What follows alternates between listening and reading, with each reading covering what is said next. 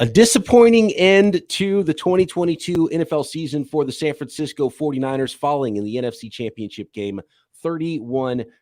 Our immediate reaction, takeaways, we'll give out some game balls in this one. An ugly affair and ending the 49ers season maybe just a little bit too soon. We'll get into all of it on today's edition of Locked On 49ers.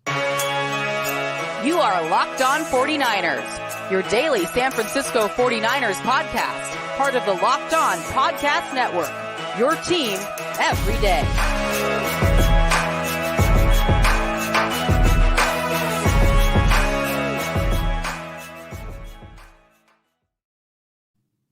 Welcome to Locked On 49ers. Brian Peacock and Eric Crocker with you at BD Peacock at Eric_Crocker. Thanks everybody for making us your first listen here on the Locked On Podcast Network, your team every day. Today's episode of Locked On 49ers is presented by PrizePicks.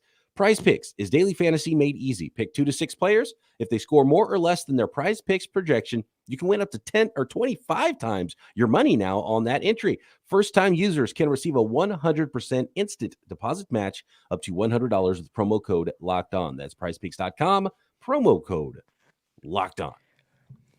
Thanks, everybody, for jumping in the live chat here post-game, as we usually do. And unfortunately, this will be the last post-game of this season as the 49ers lose to the Philadelphia Eagles 31-7. And Croc, really the big takeaway from this game with, how ugly things got at the end of it.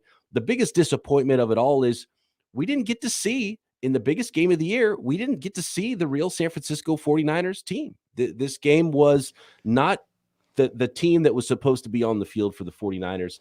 And that's unfortunate because we didn't get to see where this team could go, because this game would have been completely different if not for what happened in the first 2 series of the game. Yeah, that was tough. You saw the 49ers kind of come out and Purdy threw, a couple completions, and then all of a sudden he's out the game. And I think that obviously changed the trajectory of the game. We'll talk about the defense and how they played and how that went, but I think it changed their style, and maybe they started to press a little bit, and we saw some of the penalties that it amounted to. We'll talk about the rest a little bit, but ultimately, man, that is tough to kind of watch that game and just know you're kind of helpless, and that was what it felt like. Yeah, it was a little bit of a helpless feeling at the end, and it felt like the 49ers maybe in some cases didn't do enough to try to counteract the quarterback situation. Croc, how did you feel? Let's start with Kyle Shanahan, because clearly things got away from him in this game, and there was penalties everywhere. He's yelling at the refs. He's upset on the sideline. He's got the laminated play card that you almost have to throw away after the first series from your offense, because you can't call plays that are on that sheet once your starting quarterback is hurt, and especially once Josh Johnson goes down and you realize that Brock Purdy's in the game and can't throw. Now, look, it probably wouldn't have mattered, but it just felt weird that until they ran that one wildcat play that Christian McCaffrey just kind of threw to nobody in the middle of the field, they didn't even try to. I mean, he had better plays when he had healthy quarterbacks for Christian McCaffrey to throw the ball. There was nothing else in the playbook that they could have done. Go straight wildcat if your quarterback can't throw the ball. Another halfback pass play, run the same play. And I'm sure they had one play practice during the week that they might try as a trick play. So it's probably easier said than done. But did you feel like there was anything else Kyle Shanahan could have done in this game to not let it get quite as far away from him as it did?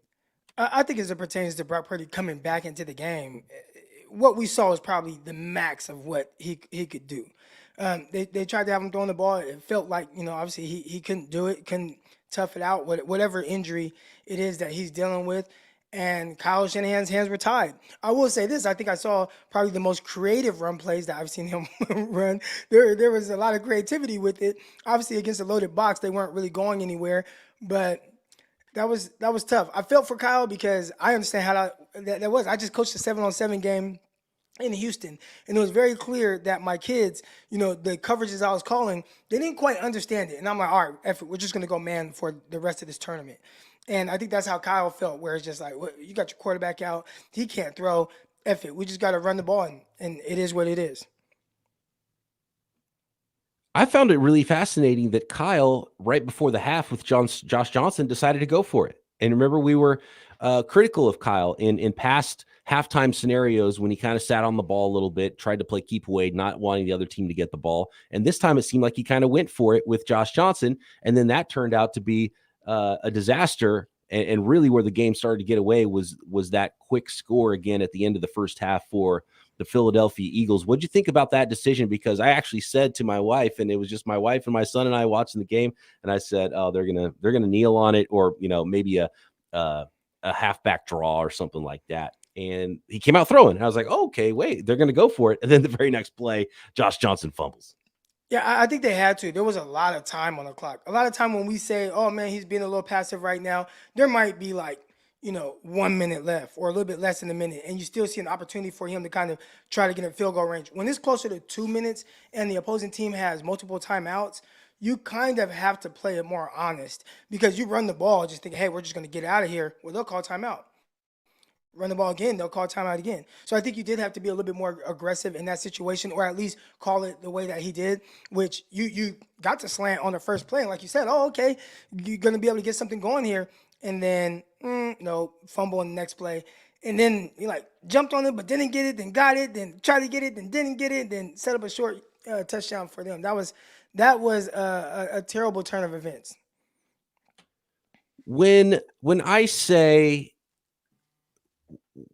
that we didn't get to see the 49ers, really, this wasn't the 49ers team that we expected out there. It was beyond just the quarterback too, because this was a completely undisciplined team, all of the penalties. And when you look at the penalties there, I think, you can blame the refs and point to the refs. That wasn't the difference in this game. It was, one of those games that felt like it was maybe, especially looking back, it was over before it started. Not quite, but over after the second series of the game. And the refs played a big role in this game. And clearly the referees, I don't think, did a great job in this football game and let the game get away from them at the end, which is something that you have to be able to do, right, in those scrum situations. And knowing that this game's getting heated and there was a lot of stuff happening, they didn't take a very good control of the game.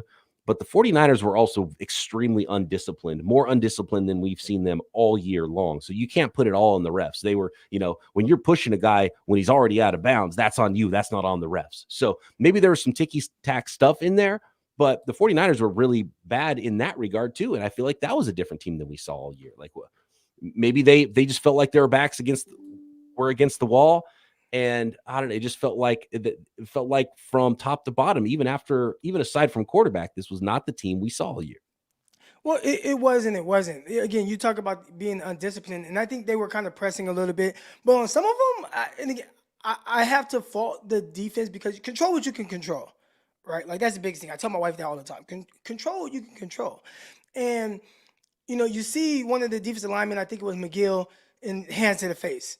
And it was clear, bro, it was hands to the face. Now, also, on the other side of it, I felt like he was getting held. I felt like it was blatant. And I felt like if you see the hands to the face, how don't you see him blatantly getting held to the point where the lineman is to the side, keeping him from being able to go to the quarterback? So there were things where I felt like maybe weren't going both ways with the calls. You saw, I thought it was roughing the passer on the Josh Johnson concussion, where Sue, again, roughing the passer based on how they've called it all year. And you remember Nick Bosa. Nick Bosa was like, when I think it was the pick six against the Seahawks, Bosa hit the quarterback, tackled him too hard. And he said, that's the correct call based on how they've called it all year.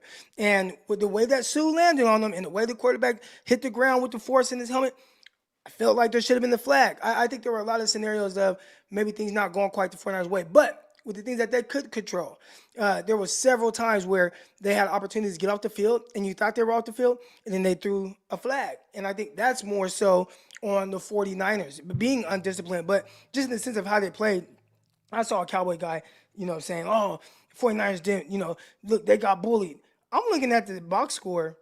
It don't look like a team that got bullied to me. It looks like a team, without me looking at the penalties. I mean, Jalen Hurts, he completed 15 out of 25 passes for 120 yards. That's not anything earth-shattering. Offensively, they averaged 3.4 yards per carry. That's not earth-shattering. Devontae Smith and A.J. Brown combined had less than 60 yards. Like, that's not like I felt like they came to play, but they did these little things that hurt them, and I think it was compounded by 49ers not having a quarterback. Yeah, the offense kept putting the defense back out on the field, and they were on the field so much in the first half of the game. I want to talk a little bit more about that, Croc, because I think one of the points you made there is really important about how good the defense played there and why this game would have looked a lot different considering the circumstances. Talk a little bit more about Kyle. I want to talk about the thing that set the tempo from the very jump of this game, the non-challenge on the one-handed non-catch from Devontae Smith on the fourth down play on the Eagles' first drive of the football game. And then we'll talk a little bit more about Purdy, give out some game balls here as well for the NFC Championship Game.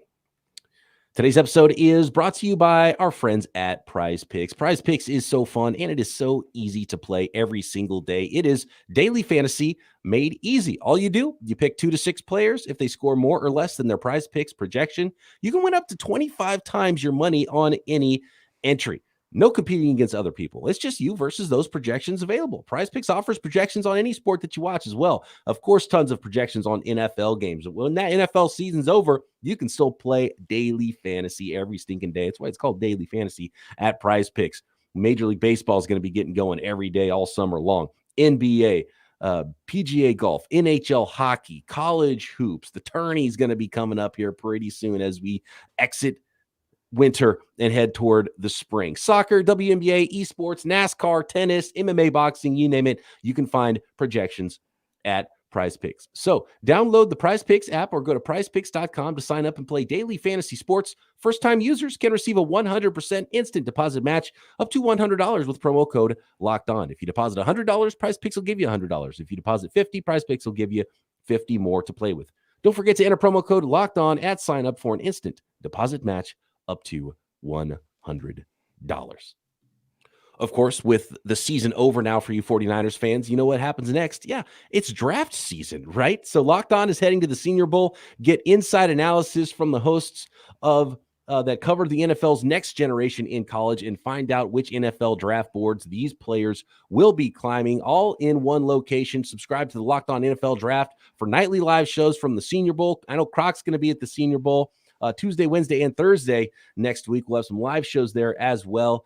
And all of it will be happening 6 p.m. Pacific, 9 p.m. Eastern, Locked On NFL Draft. And I'm sure every single team's coverage. And of course, we're going to start looking at some prospects as well for the 49ers, who do have a whole bunch of draft picks, just not many of them early. All right, Croc. We're not quite ready yet to turn that page into next season. Start looking draft, start looking free agency. It's a really important offseason for the 49ers. This game very, very early. Had a weird feel with that first drive of the game. A 4th and 3, super aggressive Nick Sirianni going for it.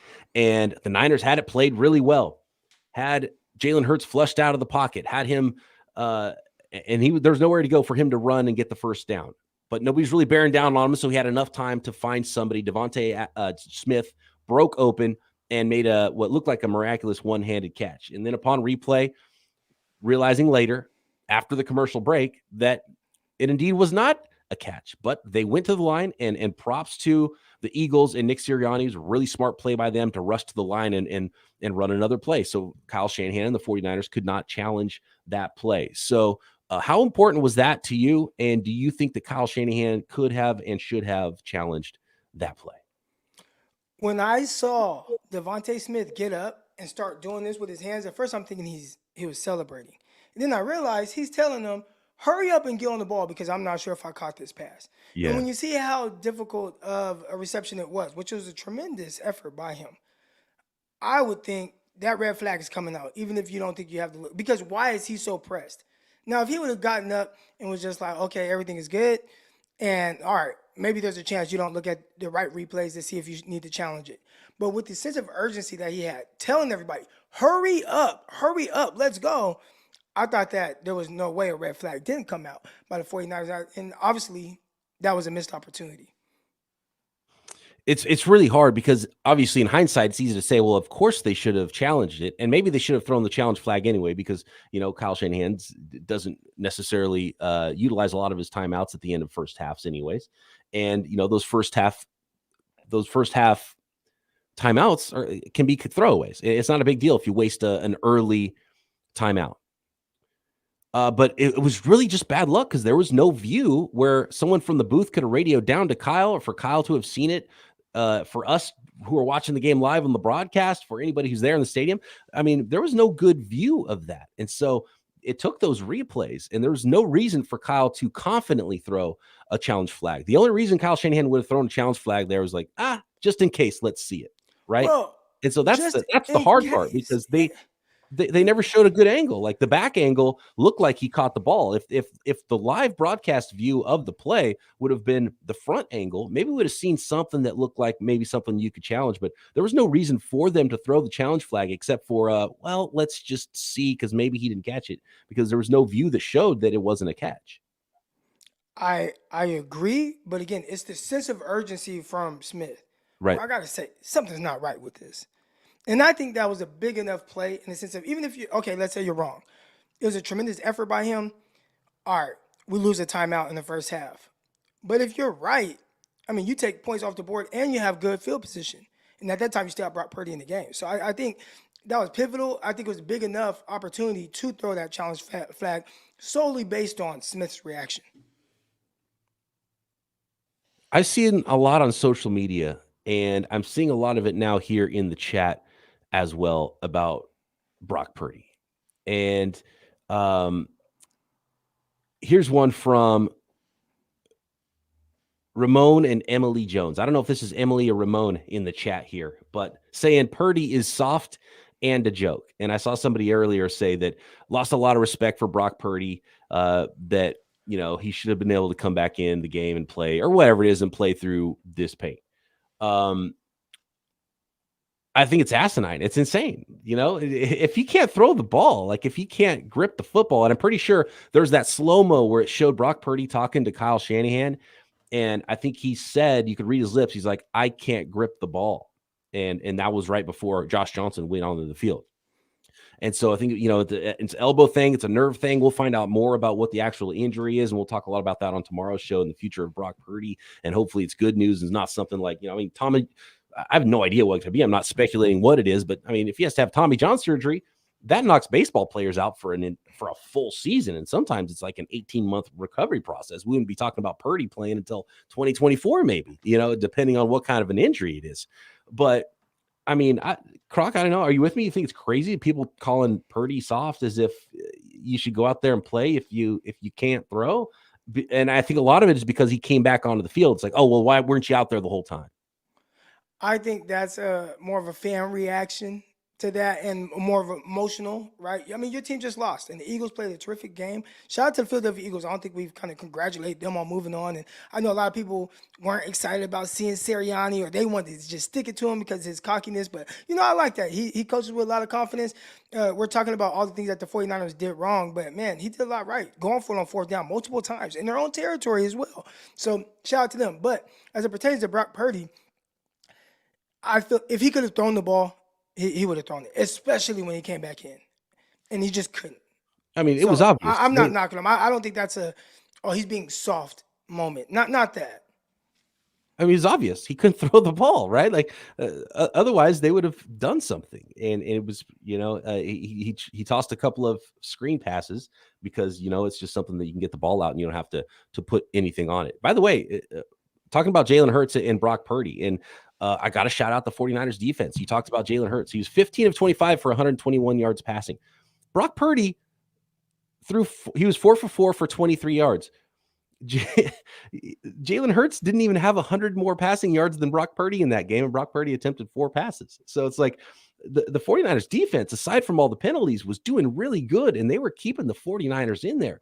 And when I saw that run from Christian McCaffrey, which was his best run of the season, in my opinion, by far, that was a beastly run. And that was so important. It tied the game at 7-7. The way the defense was playing, the 49ers rolling down there and scoring, even with Brock Purdy out of the game, I started to feel really good about that football game.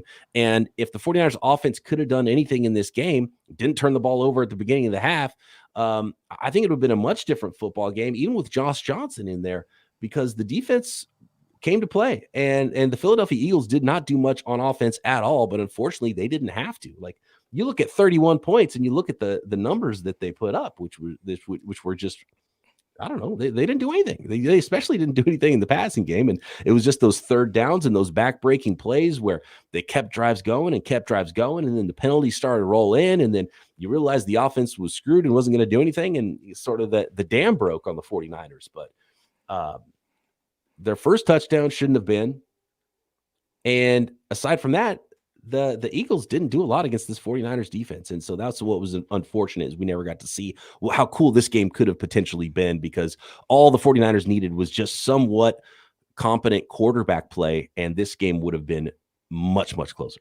I think looking at it from the 49ers perspective, right? You talk about the first touchdown. Oh, man, should have challenged it. You look at the second one, I think they called like 3 penalties on the 49ers defense, kind of aiding a touchdown drive. And then you look at the third one, Josh Johnson fumbled the ball, setting up short field. So if you are the 49ers, you are looking at those 3 situations and saying, man, like these are things that we haven't really done throughout this season. And you did it in the most inopportune time to have those things kind of arise. And I think, I see, whether it's the chat or people on social media, they're looking at this, and I don't know, it's just a weird game for the 49ers, and one that I didn't see coming. But again, when you look at the situation with the quarterback and how he got hit, and as soon as I saw it, I'm like, oh, that was ugly. And then that's always my worry, when you see a quarterback get hit like that. I hope it's not too bad, but it definitely just, really kind of ruined the rest of the game for the 49ers. Real quick, how confident were you in Josh Johnson? Because I kind of tweeted out that if you have to go to your 4th string quarterback, that he's probably the most ideal 4th string quarterback that you can have based on just experience playing the multiple offenses. I've seen him come in other games, like for other teams. Remember last year against for the New York Jets, came in through for like 350 yards. So it's like clearly you can get competent quarterback play out of him. And early on, he was under a lot of pressure. And I'm like, okay, well, it's not going to matter who's that quarterback if you're blocking like that. But did you say, it's a disaster with him in there? Or did you think that, there is a chance that potentially he can help, but he's going to need help from the 49ers offense and their defense, who keeps getting these drives extended through penalties? Well, and that's what I was saying. Like I before that, really before the fumble, right before the end of the half, I thought this is, and he hit a nice little slant to, was it Debo or somebody right before that play too, on the first play of that drive with a minute and a half left before the half. And after the Christian McCaffrey touchdown, and it was like, yeah, this is doable. This is doable with Brock Purdy, because I was that confident in what the defense was going to do, and that this game could at least be close and be within a score, or maybe 2 scores at the end. But the 49ers would be in a position to still win the game, even with Josh Johnson. He's a veteran NFL quarterback. He's been around a little bit. It wasn't automatically just over at that point. But then it did seem like maybe Josh Johnson, his eyes were like a little too big. It was just like, maybe big moment. But yeah. Outside of the fumble, did you see, because I see it in the chat, oh, he's terrible, he sucks. Right. First of all, again, 4th quarterback to play for the 49ers this year. But outside of the fumble, did you see anything that was like, hey, this guy's terrible? I thought he threw some good passes. He hit one to Kittle. He was threw one to Debo. I mean, I thought he was throwing fine. Yeah. No, I thought he was going to be, just fine. He was 7 of 13 for 74 yards. His quarterback rating was right there with Jalen Hurts. And it's funny because you put Josh Johnson and Brock Purdy together, and it's pretty much the numbers that Jalen Hurts had in this game. The 49ers could have won, but then he got hurt, and then their offense was just this weird non-functional thing. And the Eagles knew they couldn't throw the ball, had everybody in the box, no respect for anybody to actually throw the ball at all, and it just got completely away. Then the penalties on the other side of the ball for the 49ers, you just can't have those and give teams 3 free first downs when you should have been off the field a long time ago, and obviously spiraled from there, and things really got away from them. But it could have been doable, and I thought it was doable there in the first half after the Christian McCaffrey touchdown.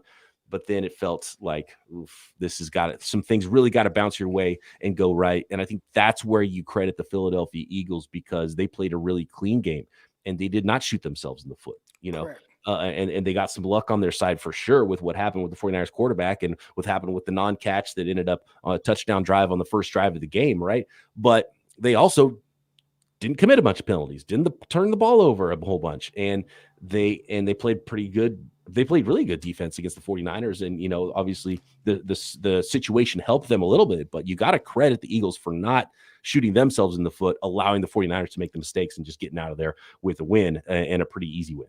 And when the 49ers did make the mistakes, excuse me, they did a really good job of capitalizing off of that with touchdowns, not just field goals, not just 3. It's like, no, we're going to score touchdowns. And that obviously made it extremely difficult for the 49ers.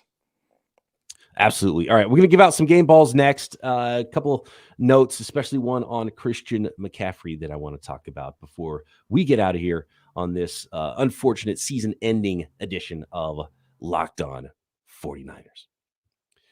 This year, the only app you need at the Super Bowl party is FanDuel, America's #1 sports book. You might want to put all your money on the AFC side of things if you're still a little salty about the Philadelphia Eagles, or maybe you saw something in the Eagles that you think is special and they're going to win the Super Bowl. But we're super excited about our new sports betting partner for the Locked On Network, because they are America's #1 sports book. That's right, FanDuel. And even better if you're not already a member of FanDuel, because you can download FanDuel right now and you can bet on Super Bowl 57 with a no sweat first bet. Yeah, no sweat first bet. You'll be up to $3,000 back in bonus bets if your first bet doesn't win. FanDuel lets you bet on everything from the money line, the point spreads, who will score a touchdown. There's tons of great props, and there's going to be a million Super Bowl props. There's tons of draft props as well. And of course, it's not just about NFL. You can bet on any sport out there at FanDuel. FanDuel Sportsbook app is safe, secure, super easy to use. I love the layout of the website. It could not be easier to find all the bets you want, build your own parlays even. So join FanDuel today at FanDuel.com/lockedon to claim your no sweat first bet on Super Bowl 57. That's FanDuel.com/lockedon. Make every moment more with FanDuel, official sportsbook partner of the NFL. All right, Croc. Christian McCaffrey. The season is now over. And a lot of people have said a lot of things to me because I said running backs don't matter. I didn't think that the 49ers were going to be able to get value necessarily for the Christian McCaffrey trade. A lot of things had to happen for that to be the case. Now that we sit here and the season is over, I had said that the 49ers would have to get over the hump for that trade to really have been a W for the 49ers. And they fell a game short. They were not able to get past where they already were last year without Christian McCaffrey, right? So that's an unfortunate one. But I tweeted out during the game, that run that Christian McCaffrey made in the first half, I really think that play really solidified it to me, that Christian McCaffrey, that trade for Christian McCaffrey was a win. And one of the big parts of that being a win, and a lot of people will say, oh, we thought it was a win 5 weeks ago, right? Look, the 49ers brought in Christian McCaffrey to do a lot more than win games in December. They wanted to win games in January. They want to be playing in February. Unfortunately, they came up a little bit short. But what Christian McCaffrey's given the 49ers, and in fact, shout out to Nick Wagner of ESPN, who covers the 49ers.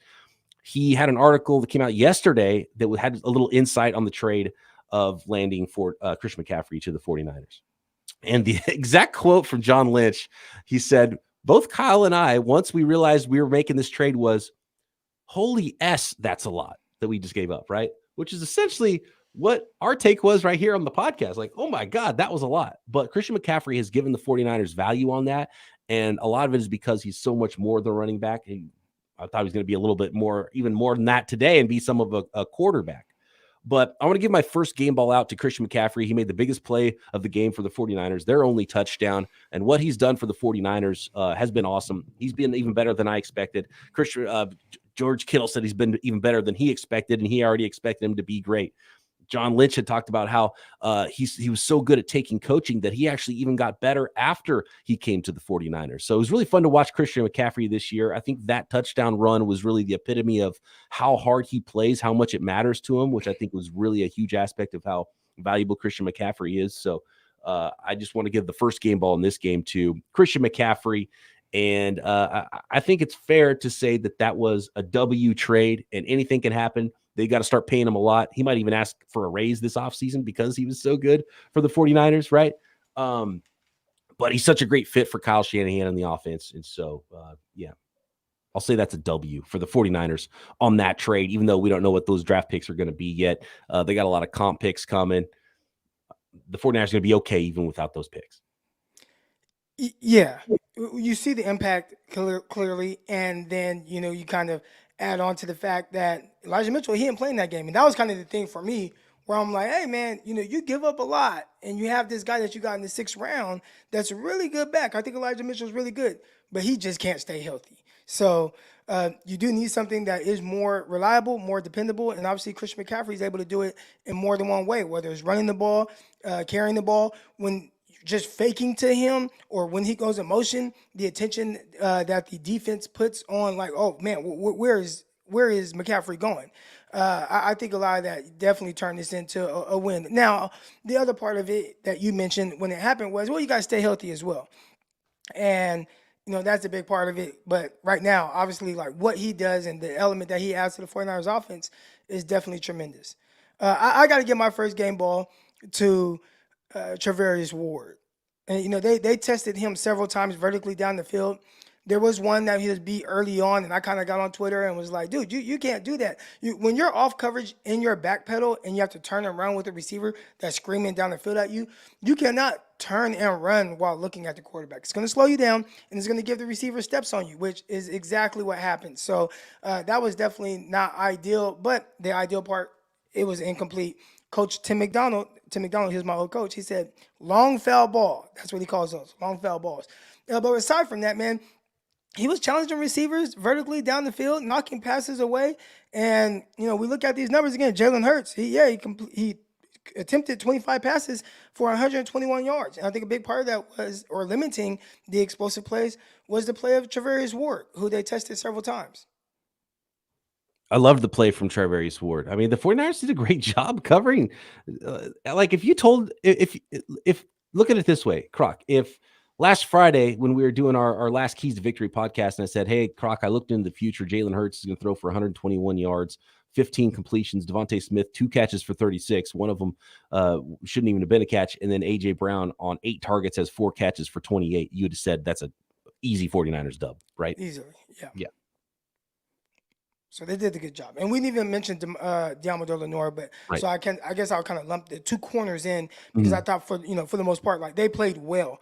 And you got to remember too, one big thing in this game, the 49ers are doing this kind of rush to kind of contain Jalen Hurts, and I thought they did a really good job of that. But it also, because of the way that they did it, he had more time to throw the ball. And the 49ers still did a good job of covering downfield. Right, covering when there was a lot of time. I was really impressed by that. It's a good call.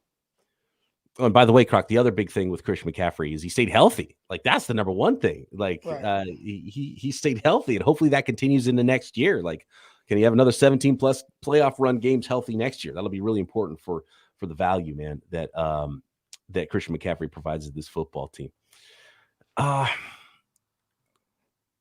might be out. I might be out of game balls, to be honest, Croc. There was a lot of ugly in this football game. D'Amico Ryans, again, in the sense of the game that he called, and again, there were a couple runs by the running backs that went for touchdowns between Miles Sanders had a couple of shorter ones. Yeah, Boston Scott, he had a touchdown as well.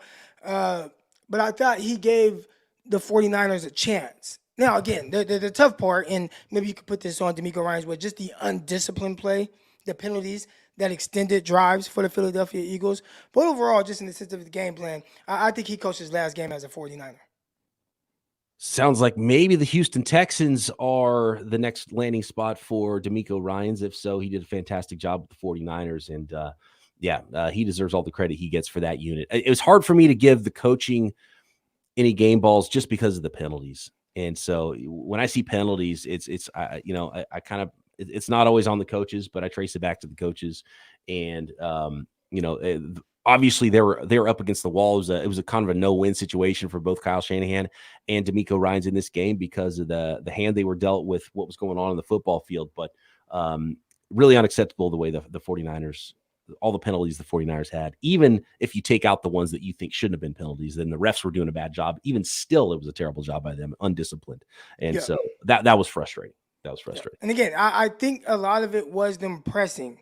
And the 49ers, especially the defense, typically they're not in situations where they have to press. right? Where they feel Right. like, man, it's really on us to really make a play because the offense is just spiraling, right? Like they can't do anything offensively. So we really got to do something defensively. And I think that kind of led to a little bit of maybe frustration, but clearly the 49ers just kind of falling off the train tracks defensively with the flags that were, I felt like a little uncharacteristic. Yeah. No, absolutely. It's a fine line too, because Drake Greenlaw and Talanoa Hufanga were flying around early in that game, and it was fun to watch.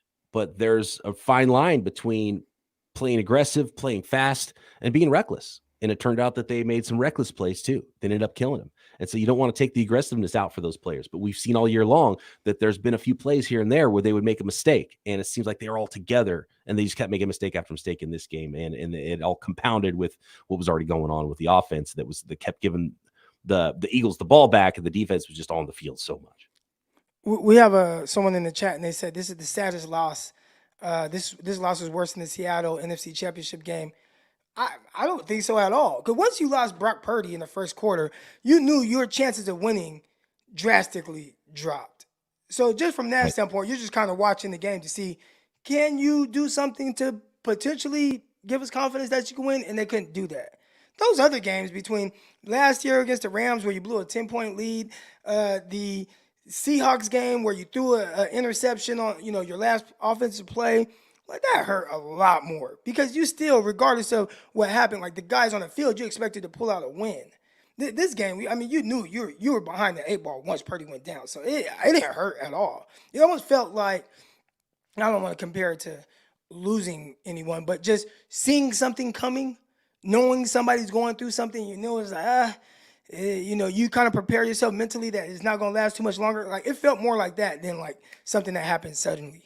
Yeah, it was much less of a heartbreaker just because of how it was obvious. It was like, oh no, you lose your quarterback, you might be screwed. And you knew that from the second series of the football game. So, well, you know that heading to starting the season, right? It's like typically you lose a starting quarterback, you're pretty much done. Well, they lost a starting quarterback, then they had another one that played like a starter, obviously Jimmy Garoppolo. So it's like, oh, we're good. And then you lose him, and when he goes down, you're like, damn, we're done. Yeah. And then the other guy plays, and you're like, oh, we're good. And then he goes down, and you're like, okay, like there's no way now. Time of possession, almost 38 minutes for the Eagles to 22 and a half minutes for the 49ers. Yeah. Like that was the story of the game right there. Like if your offense is playing better, your defense isn't on the field as much. Maybe your head's in the game better. They're not making penalties, and so you're just not going to win games like that when you only possess the ball 22 minutes of the football game. So yeah, unfortunate one. You hate to see the season end that way. The 49ers, it was amazing the run they were making with their third quarterback to start the year. Then he gets hurt, and it turns out they did not have any more magic behind him.